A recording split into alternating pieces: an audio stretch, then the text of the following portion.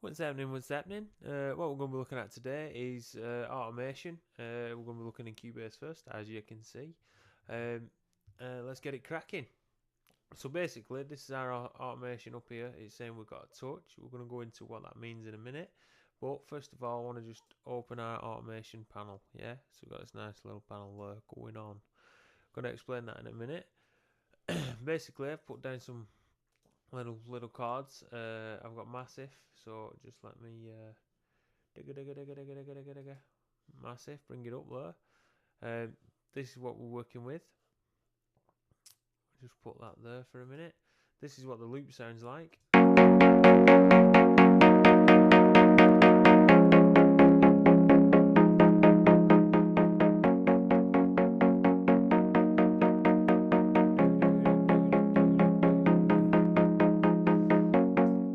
So yeah, it's just a normal loop, but what we want to do is open it up.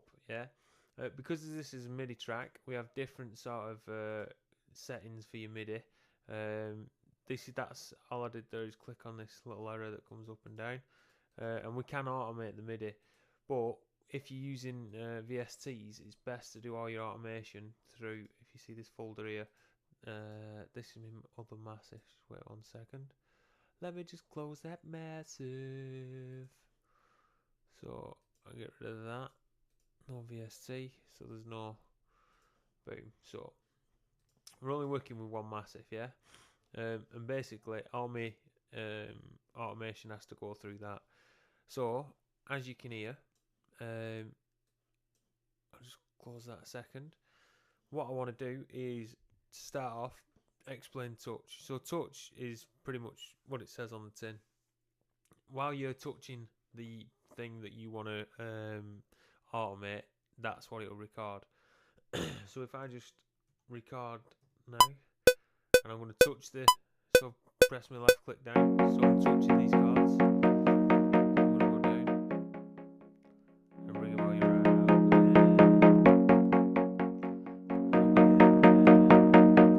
One thing I didn't do, so it won't record anything, is I forgot to put read and write on.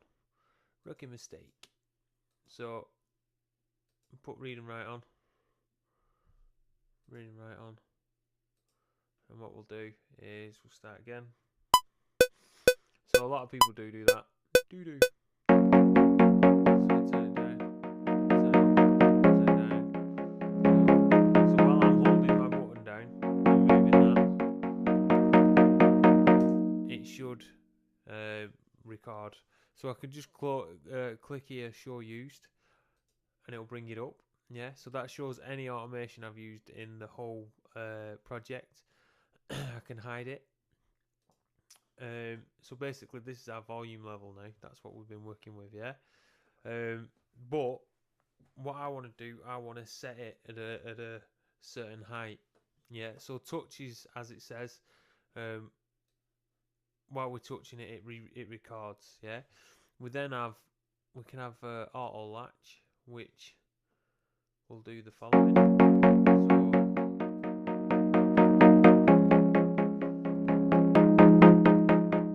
So if I leave that there, you see how it's deleting all the other automation and it's latching onto that just one value, that constant value. So that's what auto latch does.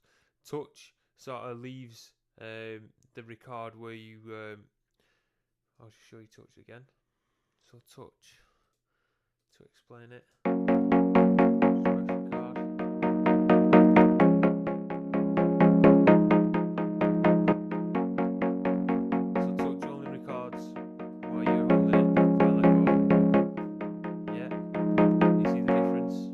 So as soon as I let go of that, it stops recording and just takes the value what's already been set in. Auto latch, like I just showed you then, I can auto latch this. Let go, so it will delete any other automation in that track, latching onto that last value and creating a constant. We've then got crossover. So what crossover allows us to do is it's more of an editing one, crossover. So let me just bring, hold on, where's my channel? I want that So if I just record, yeah. So this is our threshold that we're working with. So if I go below that, it's all gravy, and then let go, and then if I bring it above, it cuts off. You see it go off then, so go below, let go, come up, and it cuts off. So what crossover does, it sets a threshold to where the automation won't go above. Yeah, so that's that other use of the 3. The most common one to use is the touch one. The latch one's good as well. But we've got these here as well. So say like, I'm just going to record in. So say I'm just going to record this in.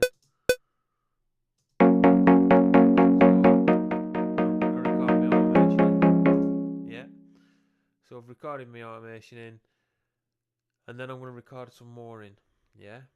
So I'm going to click on to punch, and I'm going to play it from here. And by punch it means when we turn on recording, so I'm going to turn recording on now.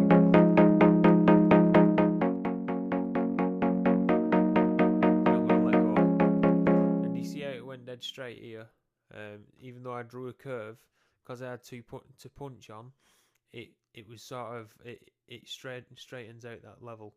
So these here, these fill, basically what they are, they're set straight levels. They won't be handling in any of this up and down business. They're to set constant levels. So it's really good for you know, when you're experimenting with levels in a track. So when you're mixing and stuff, it's a good way of, you know, listening on the fly. So I can record, and if I'll take that off. So say I wanted to find me level and think, alright, that's okay. So I'll go, okay, that's my level. You see, as soon as I let go, it did a straight line to where the star was. Yeah? The other way we could do it is just write some in.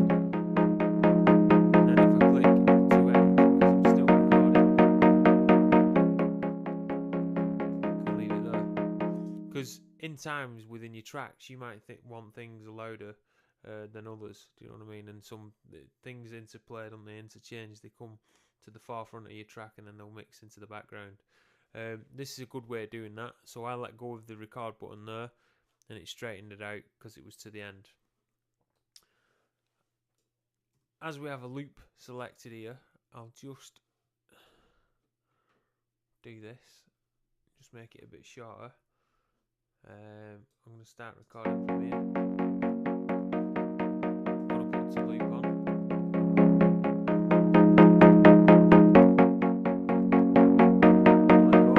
You see how, even though this bit here was set at a different level, we found the level that we want for that loop, and then it goes on after that. Yeah. So basically that's what they explain. So touch, use touch for when you're holding touch in that parameter. It's really good for cut-off filters, which I'll show you now. So if I press P, get my thing around that. I'm going to set a constant level on here. So let me look. Let me see it. You can also change these parameters as you see fit. I'll just play it. I'm going to take reading right off for a minute. I'm going to have it there, that level. So say I wanted to automate something else within Massive. So I'll bring my Massive up. Massive. So I've got my touch on. I'm going to press number 1. And then I'm going to press record.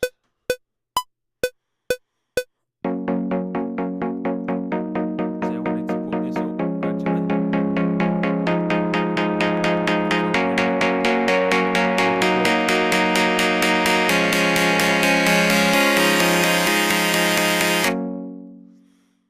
So now I can close that, show used, and that's my filter.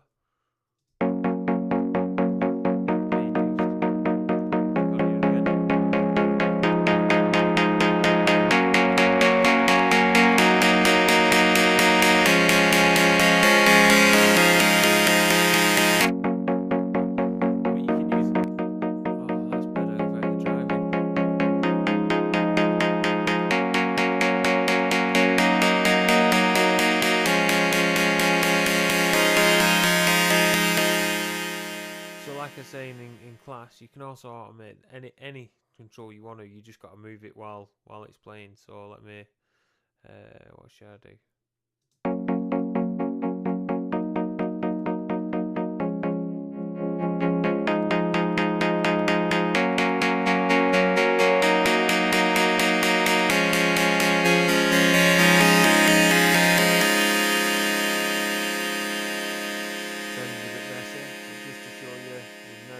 The envelopes there that are being messed with. So you got the decay, you got the attack, you got the release, and we've got the filter cut off and cut off. Obviously, if you don't want any of these to take place, you can just take the right off, the read and write. Sorry. Let me just open that. You can take them off, and nothing. You see how the lines are there? It means nothing. It's as if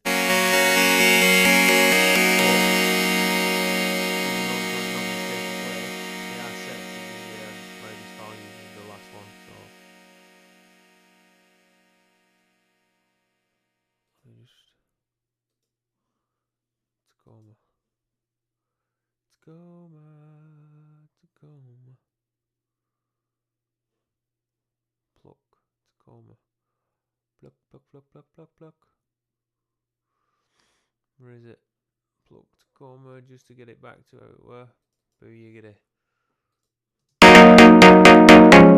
Wow, that's loud, yeah?